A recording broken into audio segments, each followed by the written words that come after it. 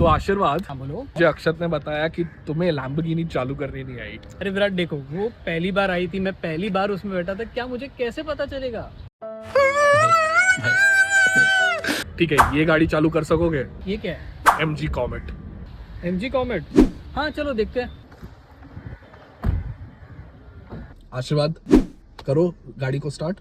हाँ हाँ, इसका स्टार्ट स्टॉप बटन ये है क्या? नहीं, ये इको या स्पोर्ट मोड सिलेक्ट करने के लिए है।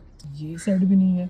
विराट इसका स्टार्ट स्टॉप बटन कहाँ पे है? आशीर्वाद, इस गाड़ी में कोई बटन नहीं है गाड़ी चालू करने के लिए, सिर्फ पेडल को दबा के रखना है। इंस्ट्रूमेंट क्लस्टर पे रेडी लिखा हुआ आएगा and you can put the car into drive, hand brake down and जाओ। ये स्टार्ट तो हो गई, तो इसको बंद करनी है, वो कैसे करूँ? वेरी सिंपल, न्यूट्रल में छोड़ो गाड़ी को, हैंड ब्रेक खींचो, एग्जिट द कार, लॉक करो गाड़ी को, गाड़ी अपने आप बंद हो जाएगी। और अगर आपको नहीं पता था इसके बारे में, फॉलो कीजिए मोटर ऑक्टेन को फॉर मोर सच वीडियोस।